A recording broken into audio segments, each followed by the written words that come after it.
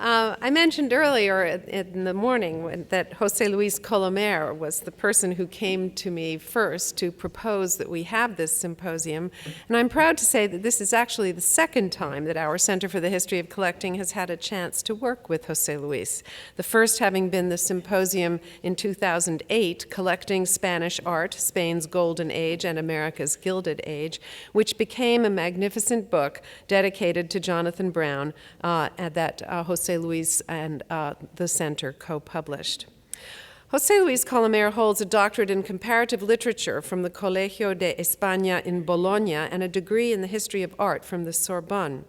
He was an assistant professor of Spanish language and literature in the Université de Lyon and has held research scholarships at the Collège de France in Paris and the École Française in Rome, the Warburg Institute in London, the Folger Shakespeare Library in Washington, and the Institute for Advanced Study in Princeton.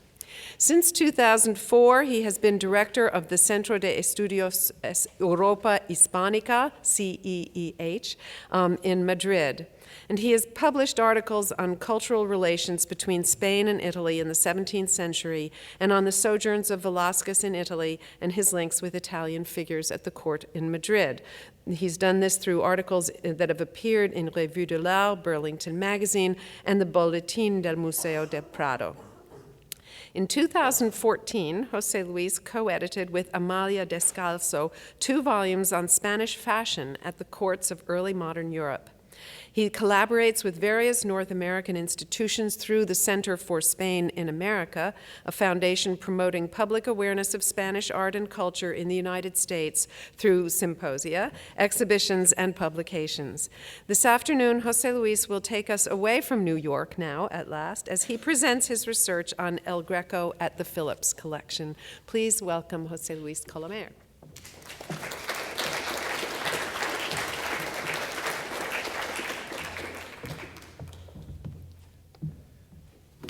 Good afternoon.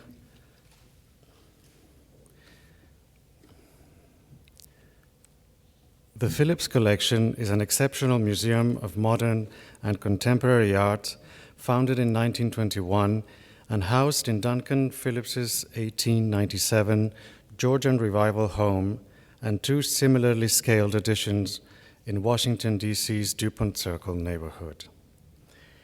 Featuring a permanent collection of nearly 3,000 works by American and European Impressionist and modern artists, the Phillips is recognized for both its splendid art and its intimate atmosphere, where visitors can enjoy the display of works such as Renoir's Luncheon of the Boating Party, Cézanne's Mont Saint-Victoire with large pine,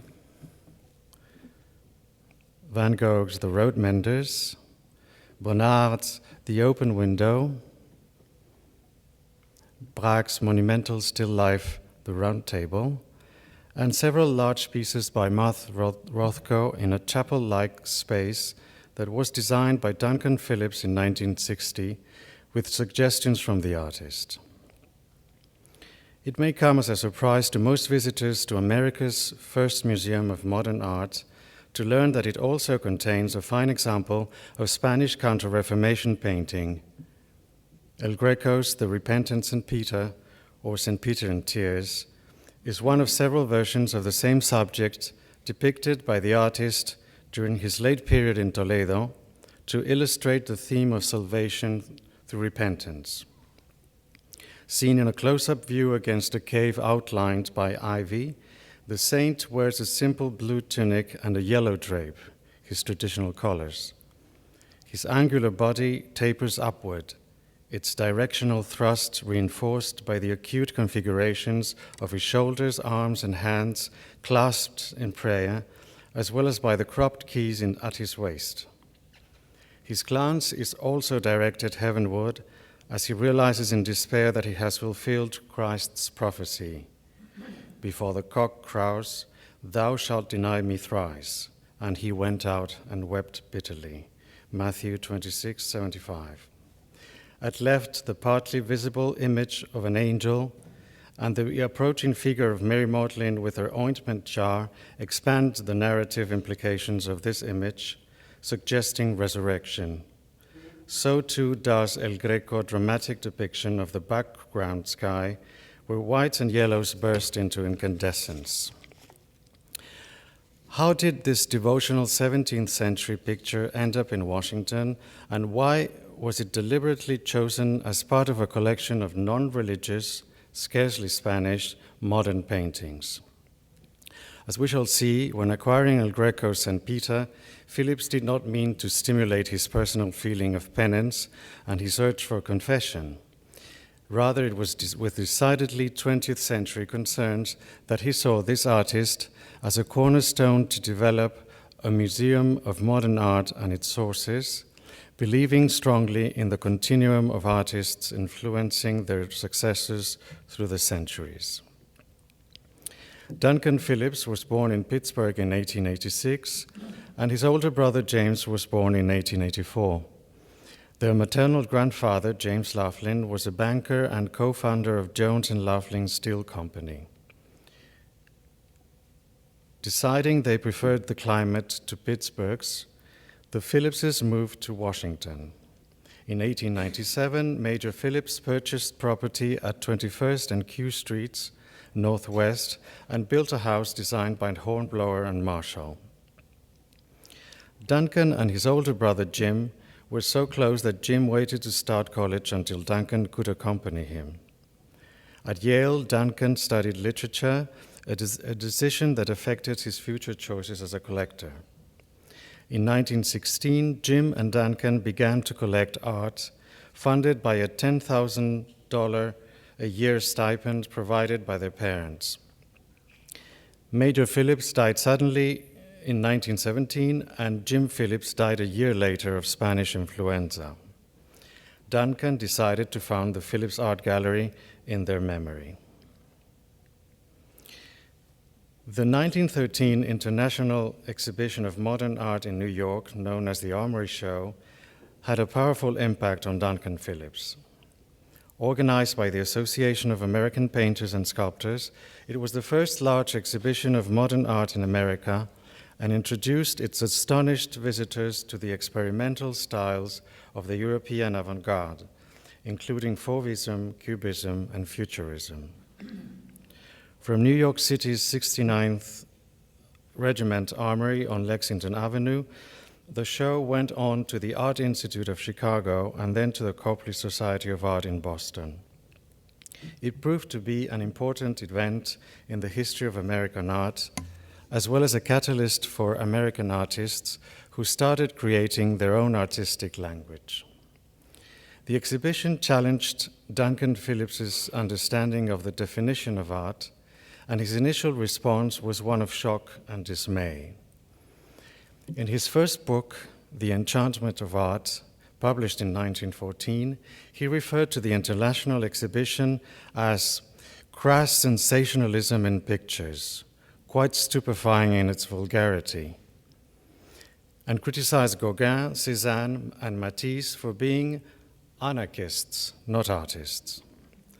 However, in 1917, Phillips published a revised version of The Enchantment of Art, in which he apologized for his earlier opinions and stated that he was now collecting the very artists he had so vehemently criticized. Phillips's friendships with artists, as well as visits to galleries, travel, and reading, gradually changed his mind about modern art. Two people decisively influenced the formation of his collection. Lawyer John Quinn was an important patron of major figures in modern art and literature. During his successful career in New York, he championed reforms that allowed for the tax-free importation and sale of contemporary art from abroad. Quinn was chief lender, primary purchaser, and legal counselor for the Armory Show.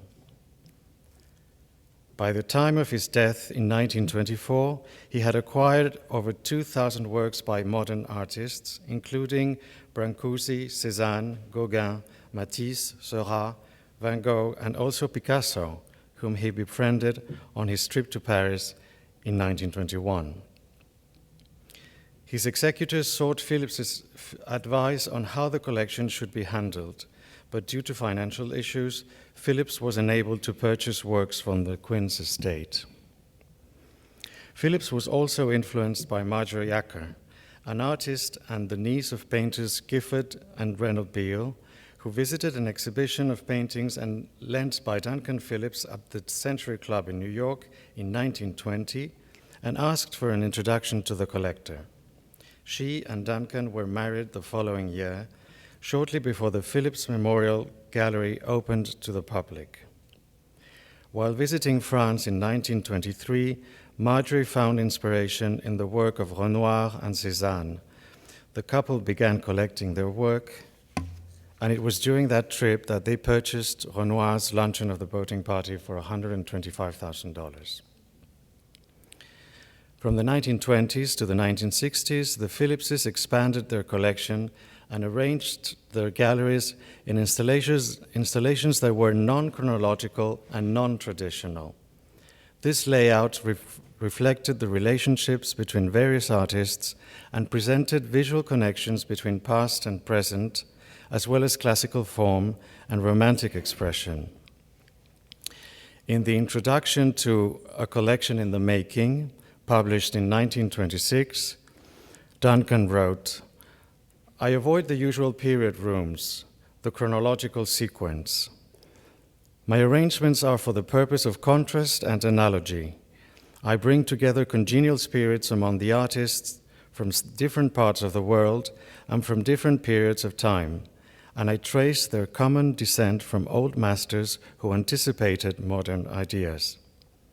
Thus, our collection of French and American paintings of the 19th and 20th century really needs an El Greco, the founder of dynamic expressionism by means of a coordinated and emotionally effective use of form and color, line and light." A photograph taken shortly after the museum opened shows the couple posing proudly before the repentant St. Peter in the North Library, later called the Music Room. The painting was acquired by Duncan Phillips from the Eric Galleries in New York for $15,000 in 1922. The purchase cannot be described as bold or pioneering from the perspective of the history of collecting. By that time, El Greco was internationally acknowledged as a master and forerunner of modern inventions, and as Marcus Burke, Walter Liedtke, and Xavier Salomon have explained today in their respective papers, his works were already present in several American museums and private collections. Fray Hortensio Felix Paravicino was purchased in 1904 by Boston's Museum of Fine Arts on the recommendation of John Singer Sargent, an admirer of the Spanish artist who owned a version of St. Martin and the Beggar. In 1905, New York's Metropolitan Museum of Art acquired its first Greco, The Adoration of the Shepherds, and Henry Clay Frick purchased St. Jerome. The Assumption of the Virgin was given to the Art Institute of Chicago in 1906. Louisine and Henry Havemeyer bought the View of Toledo in 1909, and the same year that Henry Clay Frick acquired his second Greco, The Purification of the Temple, from painter Aureliano de Beruete in Madrid, and also in 1909, Raimundo de Madrazo sold Archer Huntington this Holy Family, now in the Hispanic Society of America. Duncan Phillips probably saw several of the Grecos that progressively found their way into American collections in the first decade of the 20th century. He also had the chance to appreciate the artist's output more fully in the spring of 1912, when he visited Madrid and Toledo during a tour of several Spanish cities. Although his diary simply reveals the itinerary of that trip, it is reasonable to think that while at the Prado, he saw the more than 20 El Grecos that hung there 10 years after the first monographic exhibition on the painter. Then, in Toledo, he was able to view another group of works located in the religious buildings for which they have been painted, and to visit El Greco's house museum, which had been officially opened in 1910. Back in the United States, Phillips was able to see further El Grecos before buying one for his collection. As Susan Galassi recalled this morning, between 1912 and 1916, the two leading dealers of old master paintings in New York displayed no less than 15 works by El Greco or thought to be by El Greco. The Knoedler Gallery, by then well established as a major supplier of masterpieces to the Metropolitan Museum of Art and other American museums, with customers such as the Huntingtons, Vanderbilts, Havermeyers, Morgan, and Frick, presented 4 paintings by El Greco, or thought to be by El Greco, in 1912, and 11 in 1915. Among them, The View of Toledo, 2 portraits, and several religious paintings, including a different version of the St. Peter Phillips would later purchase. In 1916, the Eric Galleries on Fifth Avenue hosted an exhibition of Spanish painting featuring 5 pictures by El Greco. As the catalogue of another exhibition on Spanish painting held there around that time proudly states, the Eric Galleries made Spanish art a distinctive line of business. On that occasion, they showed 2 other canvases by El Greco. And lastly, their exhibition of 16th century portraits included a work from El Greco's Italian period, Vincenzo Anastagi, which Frick bought for $125,000 in 1913. The fact that the Repentant St. Peter cost 6 times less, and here is the price that he thought Frick had bought for his Vincenzo Anastagi in his correspondence. 6 times less than Frick had paid 9 years earlier for his third El Greco, and the news that the Boston Fine Arts Museum and the Metropolitan Museum in New York had previously declined its purchase raised certain doubts in Phillips's mind about the authenticity of his acquisition. The Washington collector's personal correspondence includes a copy of the letter he wrote to Walter Eric early in 1923, demanding firmer guarantees of the painting's authenticity in order to be able to catalogue it with the rest of his collection. I quote, "I consider the picture a great work of art, but as a director of a museum, I must have its pedigree clearly established and be fortified with proofs to answer all ill-natured criticisms and suspicions." We do not know how Mr. Eric replied, or whether he got some undisputable authority to certify the authenticity of the painting as Phillips wished. Phillips seems to have been unaware that Manuel Bartolomé Cosillo had already confirmed its authorship in his Catalogue Raisonné of 1908, just as Harold Wethy would in his own Catalogue Raisonné later in 1962. Whatever the case, Phillips kept the work, and I quote, "on its merits as a beautiful painting, characteristic of all that is most important and historic in the work of El Greco." What did he mean by this? In addition to collecting, Phillips practiced art criticism in books and articles that were published during the first half of his career, from the time he was a student at Yale until the 1930s, when he was developing his ideas about modern art. When he presented his collection in a manifesto of his aesthetic creed, El Greco headed the index of artists represented in his museum, which then featured only 2 more Spanish names, Sorolla and Zuloaga.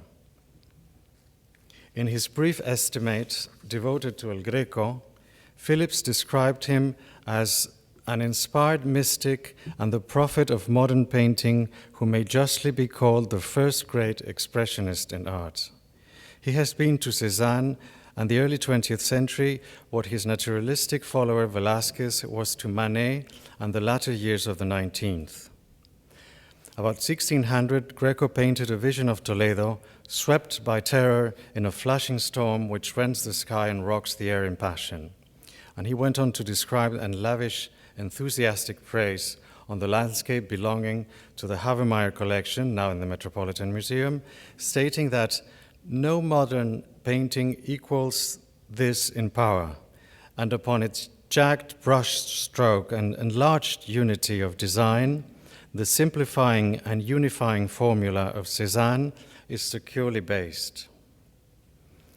Phillips ended by stressing the distinguishing features of El Greco's art, underlining his dynamic emotional expression, his sense of universal movement, the forms projected arbitrarily in light and willfully distorted in anguish and rapture, and concluded that today we reverence what Roger Fry calls Greco's sustained rhythm of design, every part of his pattern made clear in its relation to every other part. English artist and art critic Roger Fry had established his reputation as a scholar of Italian old masters such as Bellini and Piero della Francesca. He devoted several articles to these artists in the Burlington Magazine, the first scholarly periodical dedicated to art history in Britain, which he helped found in 1903, serving as editor from 1909 to 1919.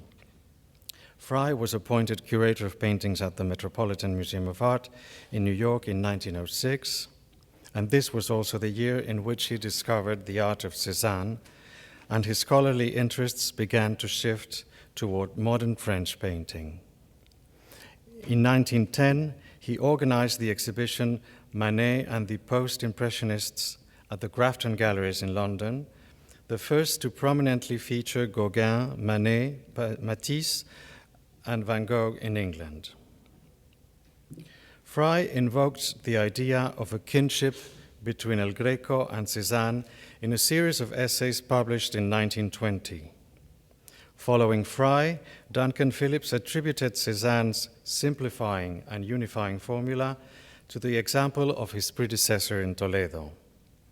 Such a parallel was further developed in an article published in 1929, where Phillips compared the minds and methods of El Greco, Cézanne, and Picasso as radicals and rebels.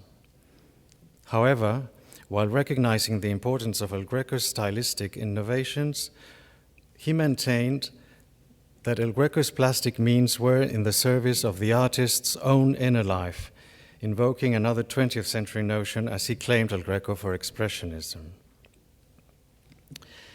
The story of our Spanish Old Master in the Phillips Collection comes with the added bonus of a happy ending. In 1936, Duncan bought from the Newhouse Gallery in New York another Repentant St. Peter, painted by Francisco de Goya, probably just before his departure for Bordeaux in 1824, along with a pendant picture of St. Paul, now in a private collection in this country. Goya portrays St. Peter at a moment of heightened concentration that is reinforced by the striking simplicity of the composition. Emphasizing the saint's intensely private prayer, the artist focuses on his profound human anguish at having denied Christ 3 times. Phillips was attracted by the arresting visual and psychological immediacy of this image. Shortly after its acquisition, he wrote his reasons. For some time, the collection has stood in great need of an example of the art of Goya, which is such a stepping stone between the old masters and great moderns. From the moment it entered the collection, Phillips never tired of contrasting it with El Greco's version. He elaborated on this in a lecture delivered in 1938. I quote, "The expression of personality through design is often best revealed by a comparison of the same subject serving 2 painters of diametrically different temperaments and intentions. El Greco's Repentant St. Peter is a flame, a disembodied spirit soaring heavenwards. far away from the mundane emotions of that simple fisherman, New Testament Peter. Here is a Goya we have acquired recently, a work of his last period, a pathetic, poignant picture of a really remorseful, spiritually shaken but curiously world-shaking man. He is grubby, earthbound, weather-beaten, and solid as a rock. One could well base the church on him, for he is the human unit, the universal building rock. Phillips played a seminal role in introducing America to modern art, both by founding and directing a world-class museum and by making significant contributions through his critical writings.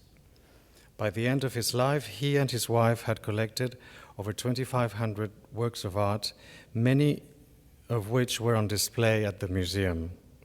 After his death in 1966, Marjorie became director of the Phillips Collection, which continued to serve as a public showcase for her husband's views as a collector, critic, and political advocate. Thank you.